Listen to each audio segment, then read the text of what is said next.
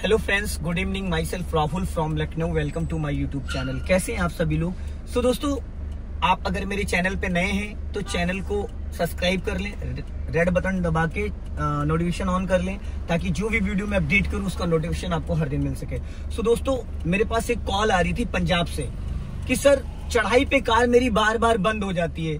चढ़ाई पे जब भी हम कभी किसी जाम में या किसी ट्रैफिक में या किसी मॉल की पार्किंग से जब हम गाड़ी निकालते हैं तो गाड़ी, जब हम ब्रेक छोड़ते हैं तो गाड़ी हमारी पीछे जाती है, और जब हम ब्रेक नहीं छोड़ते हैं, क्लच छोड़ते हैं, तो गाड़ी का इंजन बंद हो जाता है। तो दोस्तों, आज मैं आपको क्लच के 3 स्टेप बताऊंगा, फर्स्ट, सेकंड, थर्ड।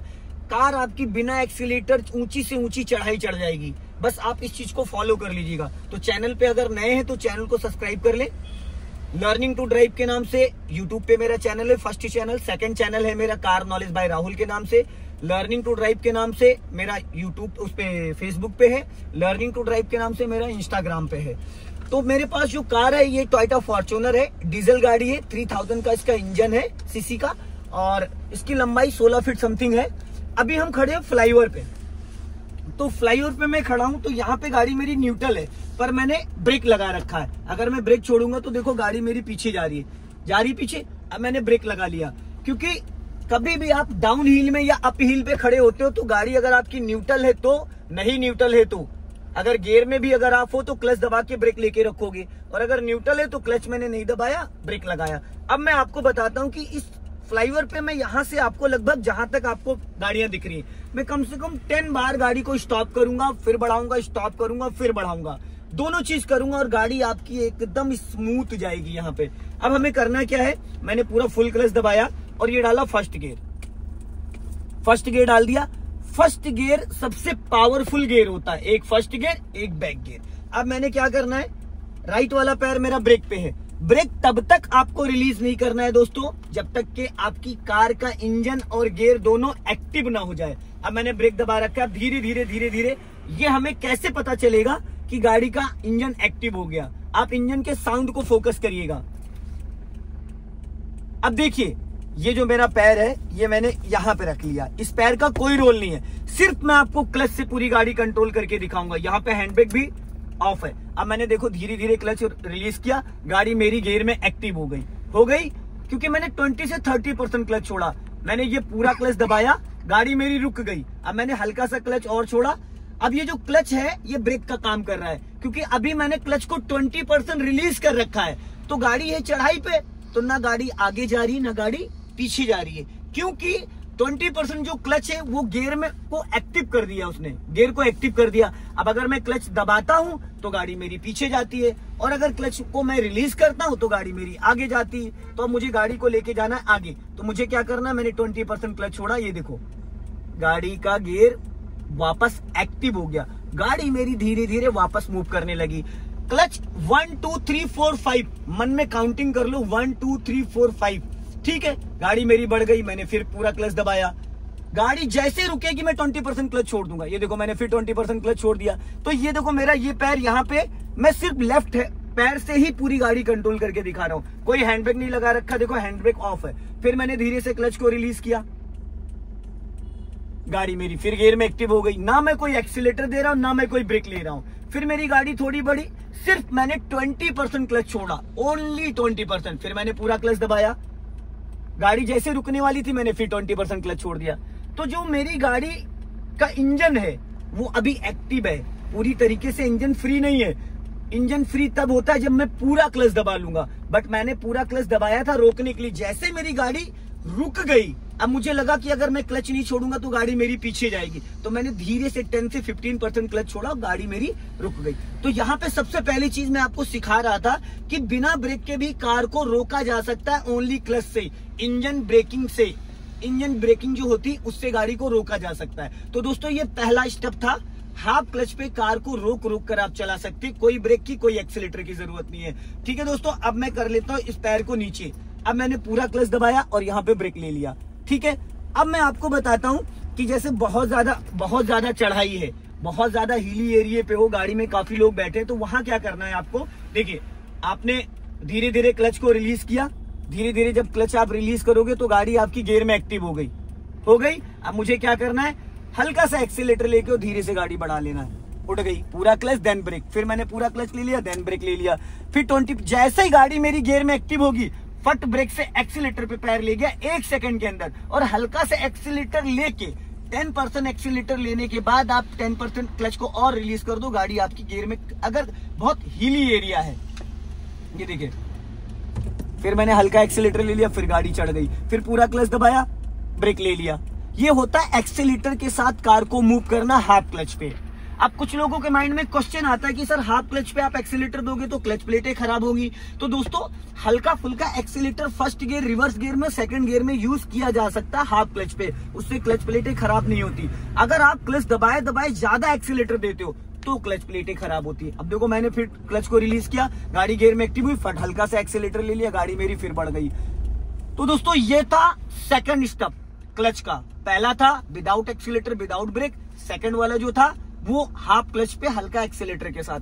अब हम बात करते हैं थर्ड स्टेप की। तो दोस्तों थर्ड स्टेप क्या है, इसको बोलते हैं हैंड ब्रेक। इसका यूज क्या होता है, देखिए मैंने हैंड ब्रेक को ऊपर खींच दिया, अब ये पैर मैंने हटा लिया, अब पैर मेरा ब्रेक से हट चुका है, सिर्फ क्लच मैंने दबा रखा। अब मैं क्या करूंगा, धीरे धीरे मैंने क्लच को रिलीज किया, गाड़ी मेरी जैसे गियर में एक्टिव हुई हो गई। अब पहले से इसको ऊपर खींच के इस बटन को दबा के रखना, ये मैंने नीचे डाउन कर दिया, गाड़ी अपने आप चलनी स्टार्ट हो गई। वही सेम प्रोसीजर है जो अभी मैंने, फिर अपना राइट वाला पैर मैंने हटा लिया, गाड़ी फिर मेरी गियर में एक्टिव हो गई।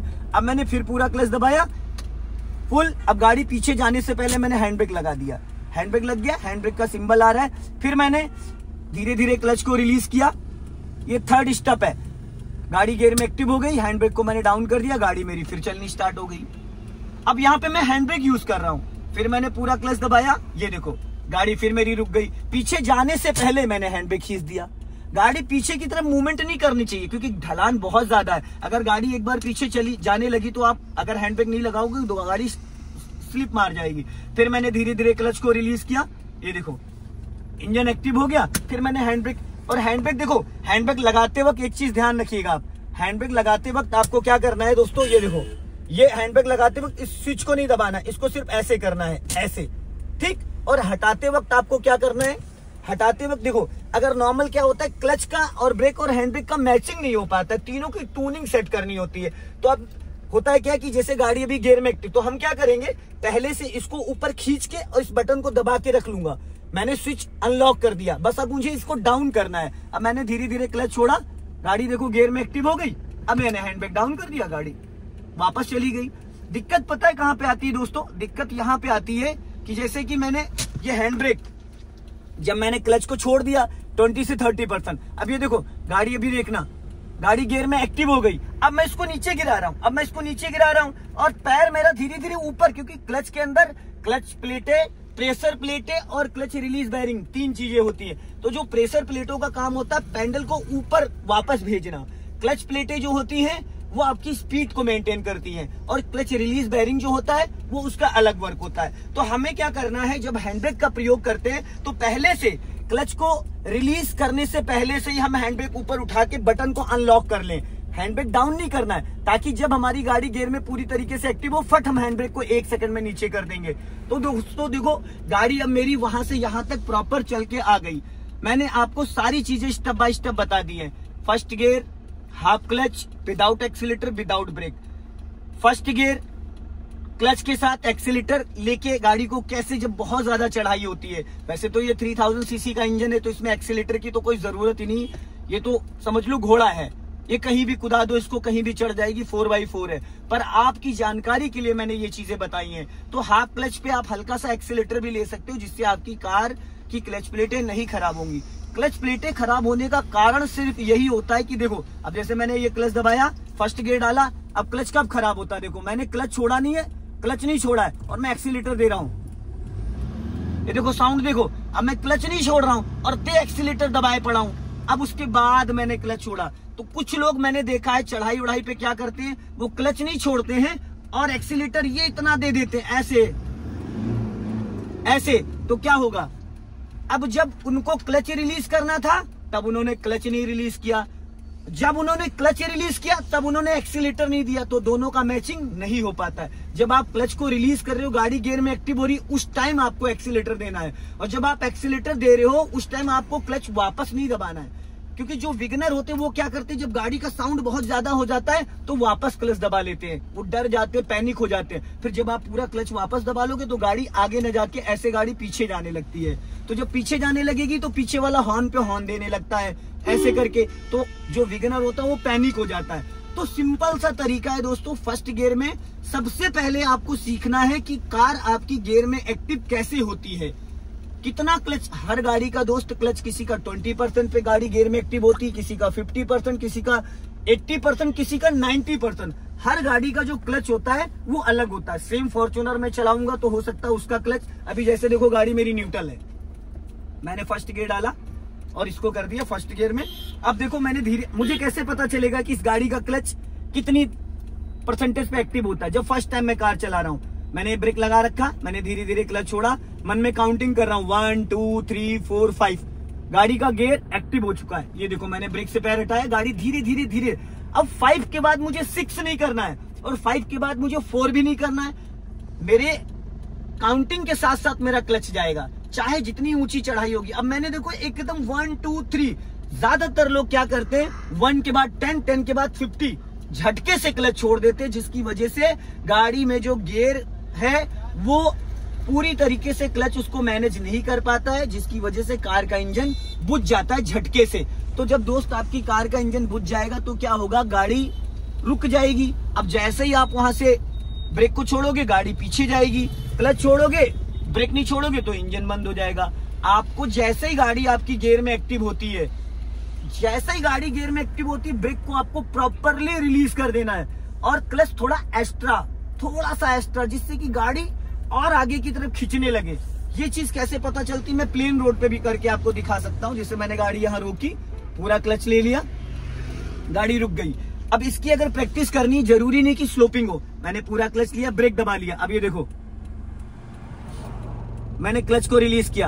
अब देखो गाड़ी का जो ये है डैशबोर्ड, ये तो वाइब्रेट कर रहा है अपने आप, क्योंकि मैंने ब्रेक लगा रखा है। अब जैसे मैं ब्रेक छोड़ूंगा देखो गाड़ी चलनी अपने आप, एकदम से भागी। क्यों एकदम से भागी, क्योंकि मैंने क्लच 20 से 30% रिलीज कर दिया और मैंने ब्रेक से गाड़ी रोक रहा। तो अब क्या हो रहा है, जब मैं 20 से 30% क्लच छोड़ रहा हूं, देखो इंजन वाइब्रेट कर रहा है, तो इंजन पावर लगा रहा है गाड़ी को आगे ले जाने के लिए और ब्रेक पावर लगा रहा है गाड़ी को रोकने के लिए। तो सबसे ज्यादा ताकत किसमें है, ब्रेक में। तो ब्रेक नहीं आगे बढ़ने देगा, क्योंकि ऑयल के साथ, ब्रेक ऑयल के साथ ब्रेक, जो ब्रेक पैड है वो डिस्क को ऐसे चिपका देते हैं पूरे। अब क्या है, जब मैं ब्रेक छोड़ूंगा तो गाड़ी एकदम से देखो भागेगी, ये देखो। और थोड़ा सा मैं आपको करके दिखाऊं तो और एकदम से उछलेगी गाड़ी, क्योंकि मैंने देखो यहाँ ब्रेक ज्यादा लगा रखा है और क्लच, अब देखो मैं क्लच थोड़ा ज्यादा छोड़ रहा हूं, ये देखो इंजन। अब इतनी खड़ी चढ़ाई होगी, ये देखो देख रहे हैं, एकदम से गाड़ी भागती है। सो दोस्तों ज्यादा से ज्यादा इस वीडियो को शेयर करें, ज्यादा से ज्यादा इस वीडियो को लाइक करें और इस वीडियो को कम से कम 10 बार देखेंगे ना तो आपकी स्लोपिंग वाली जो प्रॉब्लम्स है वो 101% खत्म हो जाएगी। जय हिंद, वंदे मातरम।